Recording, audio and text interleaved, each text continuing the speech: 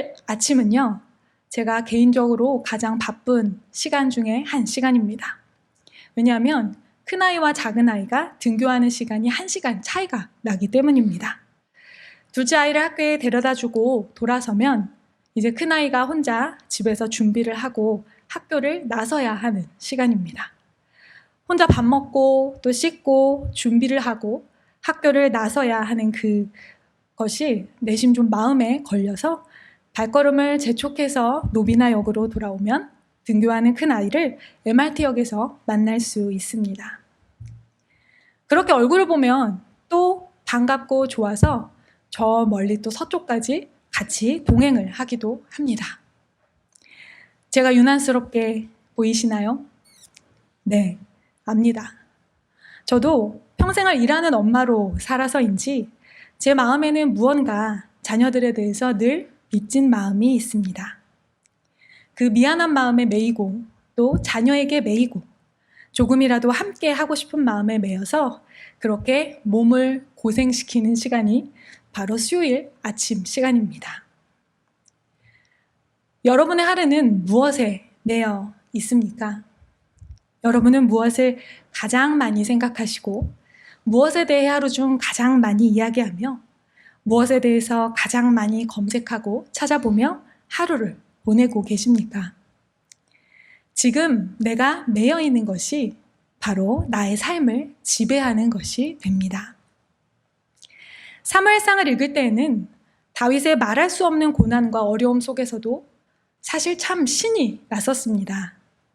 그런데 사무엘하로 넘어오니 분위기가 완전히 달라졌습니다. 다윗이 무엇에 매여 있는지가 바뀌었습니다.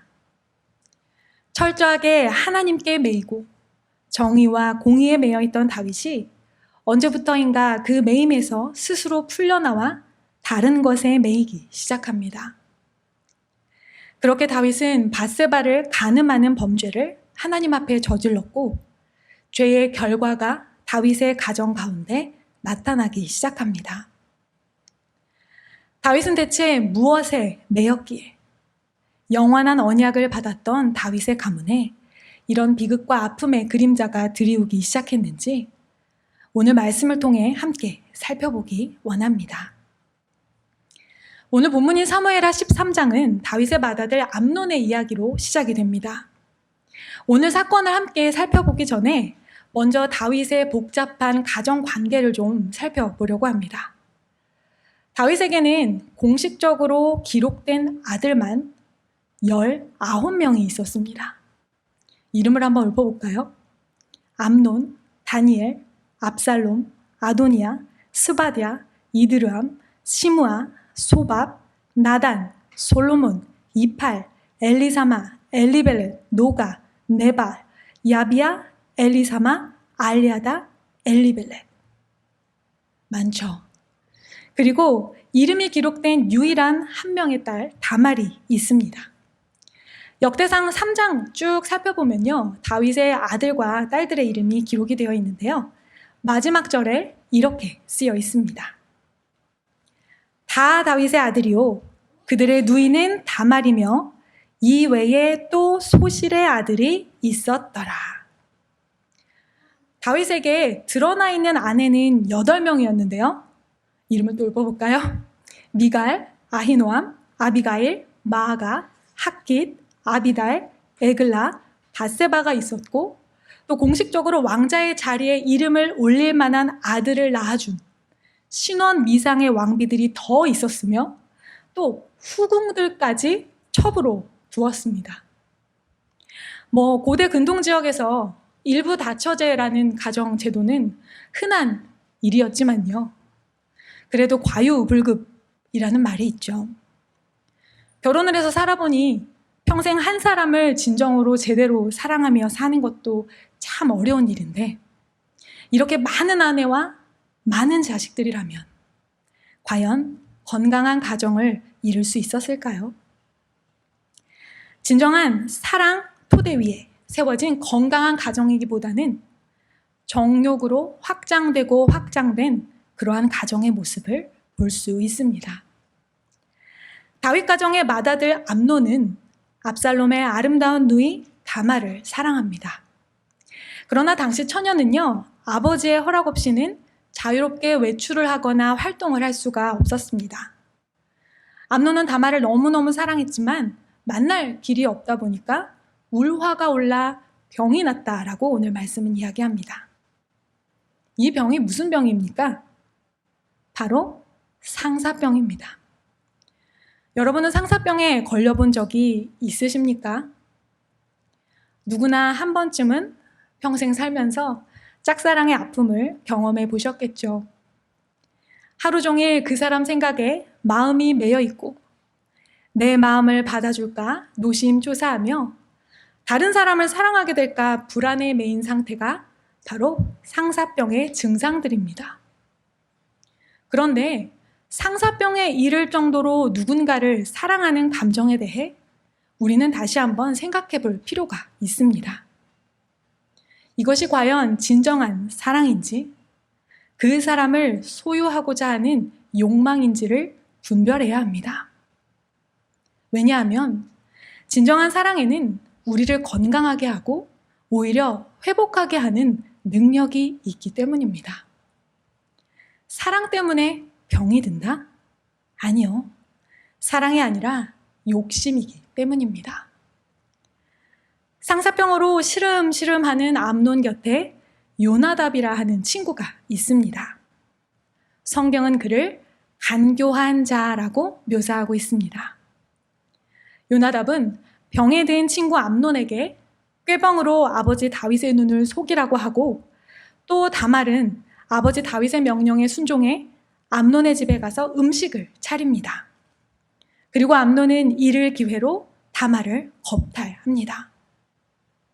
그러나 암논은 다말을 겁탈한 이후 갑자기 변심하여 매정하게 그녀를 버립니다. 다말은 고통 속에서 울부짖으며 처량하게 살아가게 됩니다. 요나답은 자신의 꾀가 지금 한 사람의 인생에 어떤 결과를 초래했는지 알았을 것입니다. 그러나 요나답은 아무런 책임 의식도 느끼지 않습니다. 그 또한 자신의 안위를 지킨다는 욕망에 매여 있기 때문입니다. 우리 주변을 보면 욕망을 더욱 부추기는 그런 친구들이 꼭 있습니다.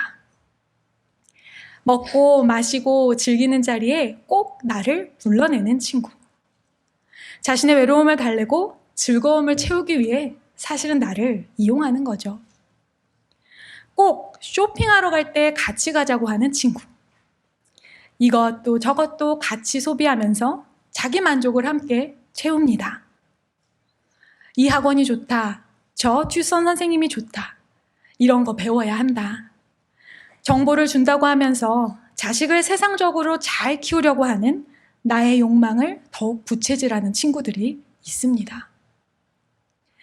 욕망을 부추기고 욕망을 실현시키기 위해 잘못된 길과 방법을 제시하는 친구. 욕망을 쫓다 내가 곤란에 처했을 때에는 모른 척하고 아무런 책임 의식도 없는 친구. 우리는 이런 친구를 조심해야겠죠. 루터는 이런 이야기를 했습니다. 머리 위로 지나가는 새를 막을 수는 없으나 머리 위에 둥지를 트는 것은 막을 수 있다. 하루에도 수십 번, 아니 수백 번씩 우리의 머릿속에는 욕망에서 비롯된 악한 생각들이 지나가지만 그것이 죄로 연결되지 않도록 막아야 한다는 말입니다. 어떻게 우리의 욕망이 죄로 연결되는 것을 막을 수 있겠습니까? 요한 1서 2장 15절에서 17절까지의 말씀입니다. 함께 읽겠습니다. 이 세상이나 세상에 있는 것들을 사랑하지 말라. 누구든지 세상을 사랑하면 아버지의 사랑이 그 안에 있지 아니하니. 이는 세상에 있는 모든 것이 육신의 정욕과 안목의 정욕과 이생의 자랑이니 다 아버지께로부터 온 것이 아니요 세상으로부터 온 것이라. 이 세상도 그 정욕도 지나가되 오직 하나님의 뜻을 행하는 자는 영원히 거하느니라. 아멘. 4년 전 싱가포르에 이사 올 때 우체국 택배 박스 7개와 이민 가방 3개를 가지고 왔습니다. 몇 년을 싱가포르에 있게 될지 알 수 없었기에 또 부르심 따라가는 삶을 살기로 결단했기에 꼭 필요한 것이 있다면 채워주실 것을 믿었기에 그렇게 올 수 있었습니다. 살아보니 내 식구가 박스 7개와 이민 가방 3개로 가져온 짐으로 먹고 살고 다 하게 됩니다. 많은 성도님들이 이렇게 고백을 합니다. 여기서 이렇게 오래 살게 될 줄 몰랐어요. 주재원으로 오신 분들은 약속된 주재원의 기간 동안 주어진 사명 감당하고, 또 자녀 유학으로 오신 분들은 자녀가 학업을 마치기까지 최선을 다해 돕는다면 그 목적 하나면 충분한 그러한 삶이 바로 이곳에서의 삶입니다. 할 일을 다 마치면 떠나게 될 것이니 불필요한 것들에 마음과 생각을 빼앗기지 않습니다. 쓸데없는 것에 매이지 않도록 하나님께서 우리에게 얼마나 은혜로운 시간을 지금 주시고 계십니까? 이 땅에서의 사는 우리 성도의 삶이 그렇습니다.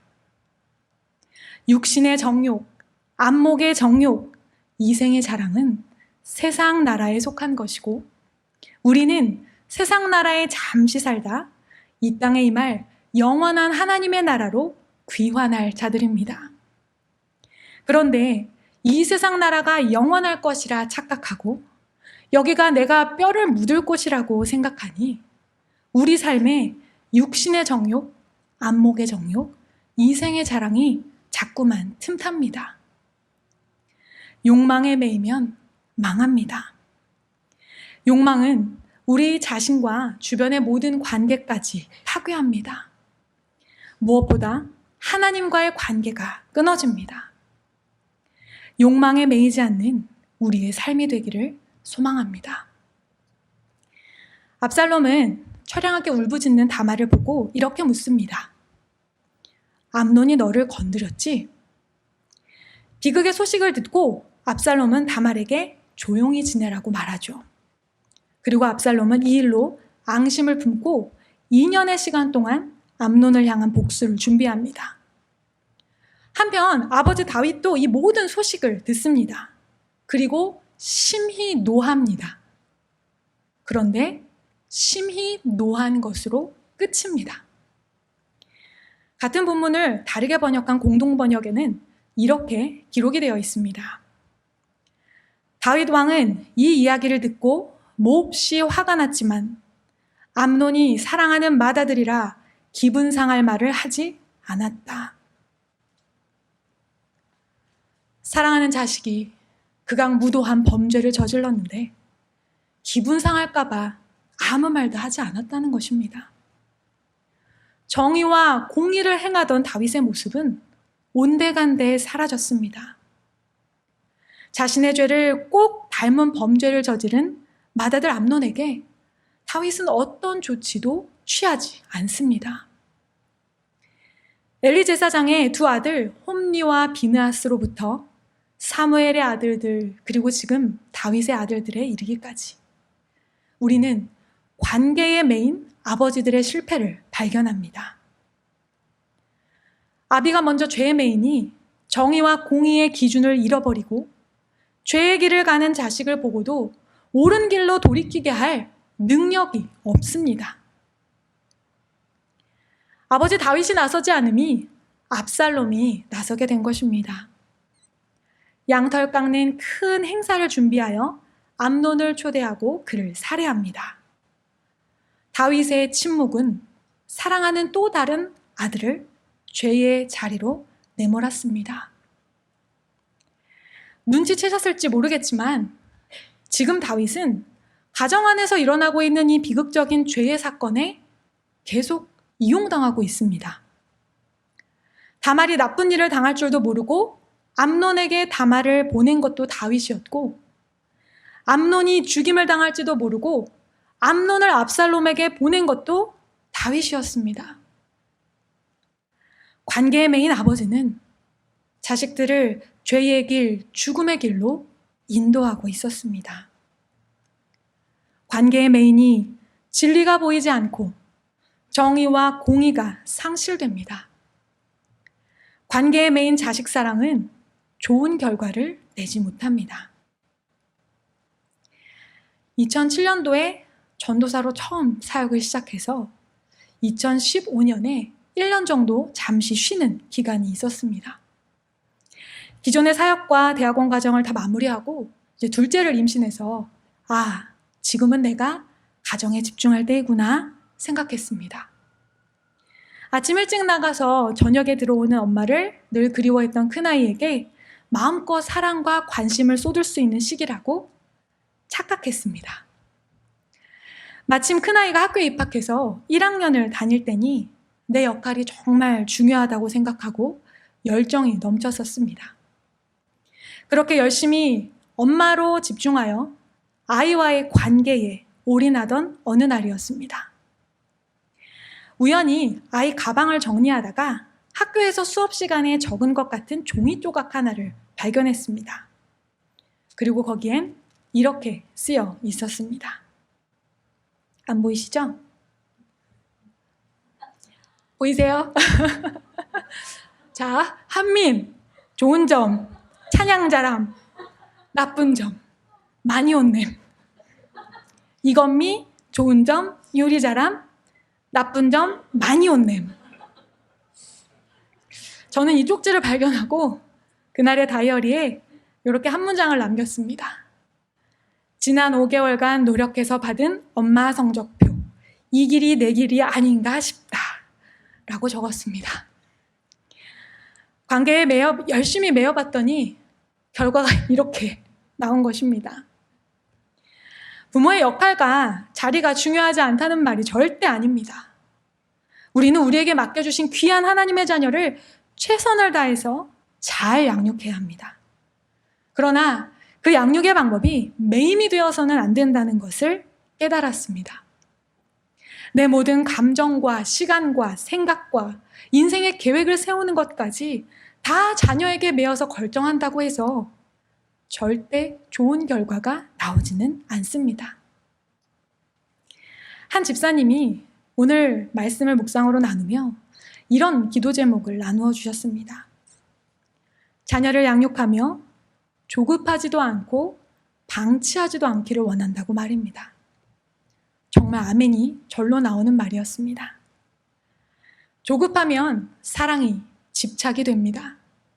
방치하면 사랑이 방관이 되어 버립니다. 우리는 자녀와의 관계에만 매일까요? 그렇지 않죠. 사회 속에 또 교회 공동체 안에서 많은 관계에 매여 있습니다.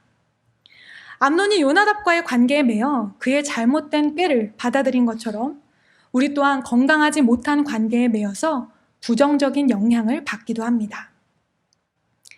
얼마 전 둘째 아이와 학교 생활에 관한 이야기를 나누다가 베스트 프렌즈 10명과 클럽을 만들었다는 이야기를 들었습니다. 원래도 외향적이고 관계적인 아이라는 것을 알기는 했지만 베스트 프렌즈가 10명이라니 그게 진짜 베스트일까? 저는 한 번도 그래 본 적이 없어서 신기하고 감탄을 하던 참이었습니다. 그런데 아이가 엄마, 클럽 이름이 뭔지 알아? 라고 묻습니다. 내가 어떻게 알아? 니네 클럽 이름을. 그랬더니 이렇게 말하는 거예요. 엄마, 우리 클럽 이름은 안티짜야. 구수한 싱글리쉬 발음이 정확하게 잘 들리지가 않아서 뭐라고? 다시 얘기해 줄래? 야, 엄마 잘 들어. 크게 말하기 좀 그러니까 귓속말로 해줄게. 안티짜야. 이름이기 때문에 제가 이렇게 한 거예요. 문득 짜라는 이름이 귀에 낯익었습니다. 1학년 때부터 같은 반을 했던 친구인데 선생님한테 자주 혼나고 친구들에게 별로 호감을 얻지 못한다는 이야기를 들었던 그 이름이었습니다. 얘야, 베스트 프렌즈랑 클럽을 만드는 건 너무 좋은데 클럽 이름이 진짜 안 좋은 것 같아. 하나님이 좋아하실까? 클럽 이름을 바꾸는 게 어때? 내가 생각해도 안 좋은 것 같다. 근데 내가 클럽 이름 바꾸자고 하면 친구가 날 싫어할 수 있어. 그래도 하나님 생각이 더 중요하니까 용감하게 친구한테 가서 한번 말해봐. 이틀 뒤에 둘째가 집에 와서 말해줍니다. 엄마, 내가 클럽 이름 바꾸자 해서 베스티 클럽으로 바꿨어. 오글거려. 잘했다고 칭찬을 해주었습니다. 관계에 매여서 옳은 일이 아닌데 다른 친구를 불링하는 클럽에 속하게 되는 딸아이의 모습 속에서 관계에 매여 옳은 말도 못하고 관계에 매여 하나님보다 세상에 더 가까워지고 관계에 매여 불의를 모른 척하는 우리의 모습을 발견했습니다. 왜 우리는 관계에 집착하고 매입니까? 우리가 연약하고 부족하기 때문입니다. 사람을 의지해서 부족함을 채우고 관계를 통해서 연약함을 세우려고 하기 때문입니다. 해외살이를 하면서 우리는 얼마나 많이 사람을 의지하고 싶은 유혹을 경험합니까? 해외살이 뿐이겠습니까?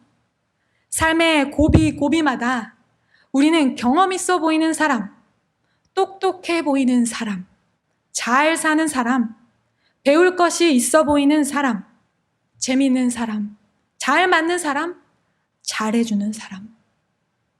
얼마나 많은 사람을 의지하고 얼마나 많은 관계에 매이며 살아갑니까? 우리의 근원 되시는 하나님과의 관계가 온전하지 못하니 내 안에 계셔야 할 성령님이 충만하게 임재하지 못하시니 이 부족함을, 이 공허함을, 이 연약함을 자꾸 관계로 해결하려는 것입니다. 잘못된 관계에 매여 상처받고 옳지 않은 길로 가고 공동체를 어지럽게 하는 일들 우리는 다 보고 경험하지 않았습니까? 나는 지금 어떤 관계에 매여 있습니까? 다윗에게 소식이 전해집니다. 처음에는 압살롬이 모든 왕자들을 다 죽였다고 전해집니다. 소식을 듣자마자 다윗은 이렇게 반응하죠. 사무엘하 13장 31절입니다. 왕이 곧 일어나서 자기의 옷을 찢고 땅에 드러눕고 그의 신하들도 다 옷을 찢고 모셔 선지라. 다윗은 슬픔과 분노를 표현하기를 주저하지 않습니다. 옷을 찢고 땅바닥에 누워 극단의 슬픔을 드러냅니다. 신하들까지도 함께 슬픔을 표현하고 있습니다. 여러분, 그런데요. 2년 전 다말이 암논에게 겁탈당하고 고통 속에서 울부짖을 때 그 곁에는 함께 슬퍼해주는 이가 없었습니다. 다말은 자신의 비극을 홀로 감당하며 처량하게 울부짖었습니다. 너무 대조적입니다. 진정으로 함께 슬퍼해야 할 약자의 고통보다는 힘 있는 자, 권력자의 비극, 나의 욕망의 실현이 실패한 그 자리에 감정이입하고 있는 한 인간을 발견하게 됩니다. 압살롬은 외가로 도망을 가죠. 그곳에서 3년을 숨어 지냅니다. 그런데 그 기간 동안 다윗의 감정이 애끓습니다. 사무엘하 13장 39절의 말씀을 표준 세번역으로 읽어보겠습니다.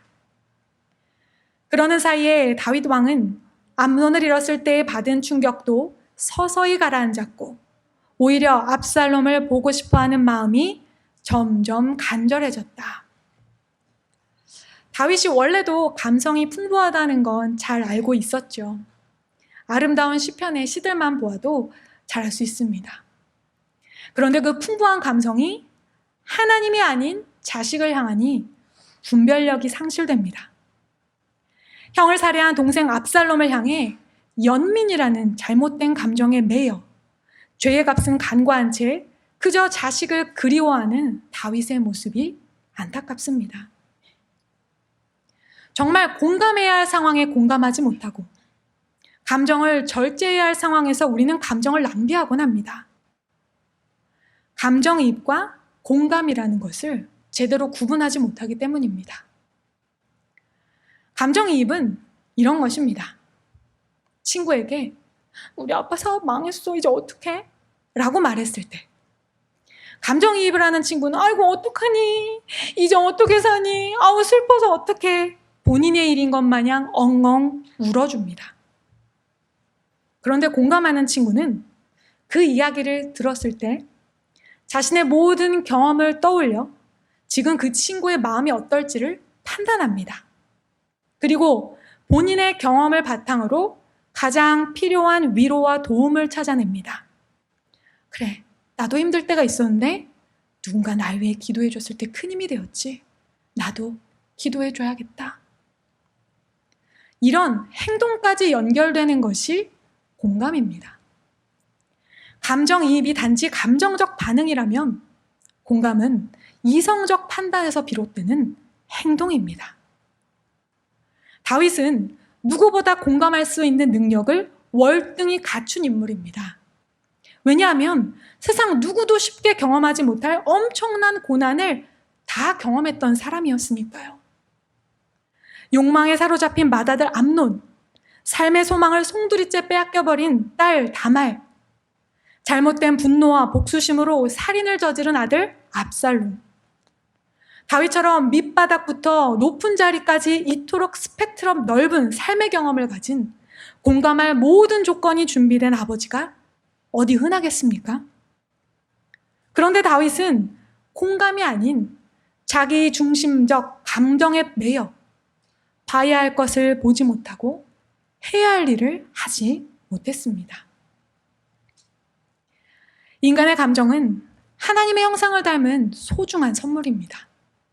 그러나 사람의 감정은 쉽게 욕망의 관계에 지배당하고 변질됩니다.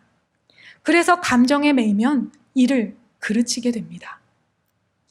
다윗은 감정에 매일 것이 아니라 공감으로 행동해야 했습니다. 암논을 꾸짖고 그들의 잘못된 관계를 정리해 주었어야 하고 압살롬의 마음에 공감하여 비극을 막았어야 했습니다. 자신의 손으로 공의를 실현한 압살롬에게 죗값을 묻고 그가 하나님 앞에 회개하고 돌아올 수 있도록 했어야 합니다. 무엇보다 이 모든 사건의 최대 약자요, 최대 피해자인 다말의 아픔에 가장 깊이 공감하며 도와주었어야 합니다. 이렇게 자신의 감정에 취해 있을 때가 아니란 말입니다. 진정으로 공감할 때 우리는 기도하게 됩니다. 값싼 동정이나 슬픈 연민 말고요. 진짜 공감하려고 하면요. 우리는 먼저 노력하게 되거든요. 그 사람이 도대체 어떤 상황에 처했는지를 알려고 하고요. 이해하려고 하고요. 그리고 그 사람의 상황을 이해하고 알아갈수록 나에게는 결코 그 사람의 문제를 해결할 수 있는 힘과 능력이 없음을 깨닫게 됩니다. 그래서 능치 못함이 없으신 완전하신 하나님 앞에 문제를 가지고 가게 됩니다. 그래서 공감의 마지막은 중보기도입니다.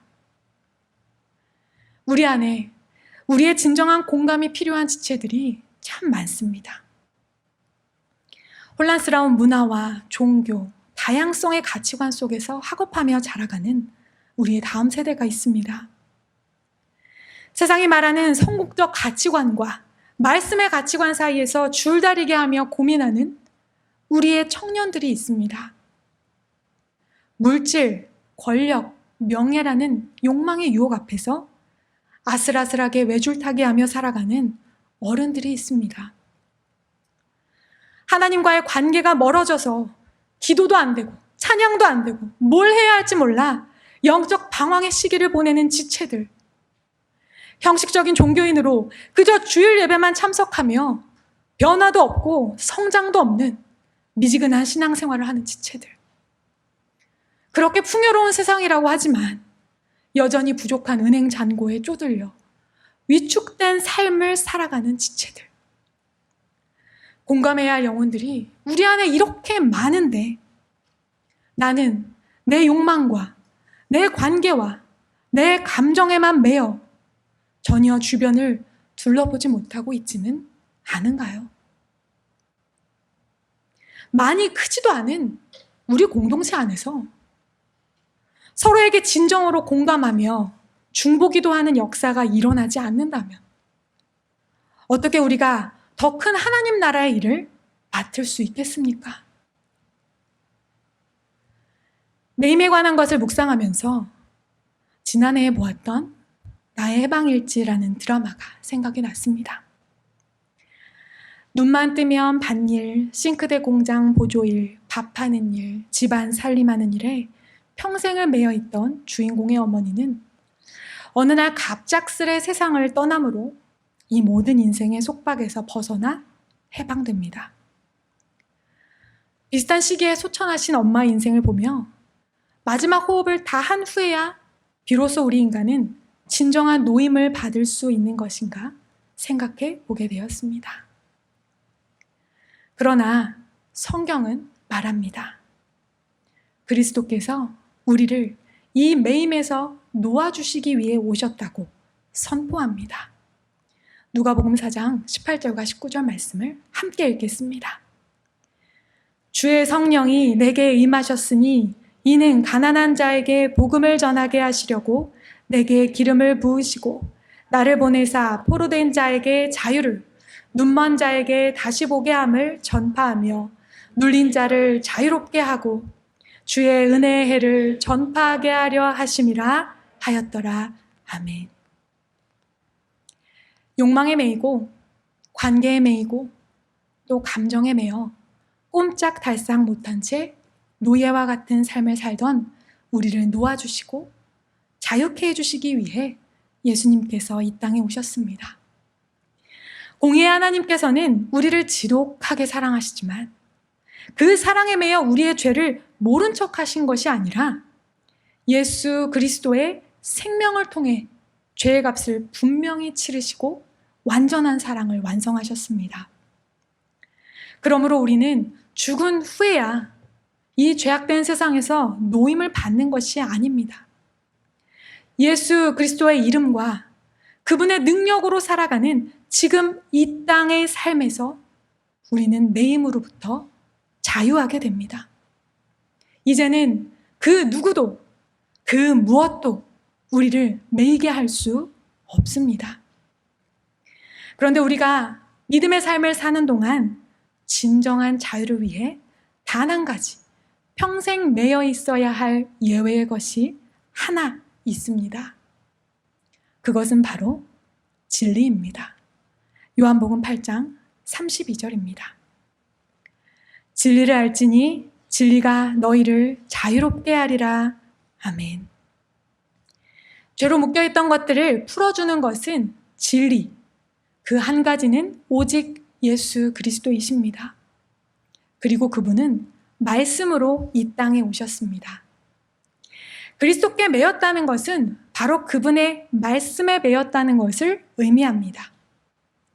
우리를 매려는 모든 것들로부터의 진정한 자유는 오직 말씀이신 그리스도에게 온전히 매일 때에만 누릴 수 있습니다.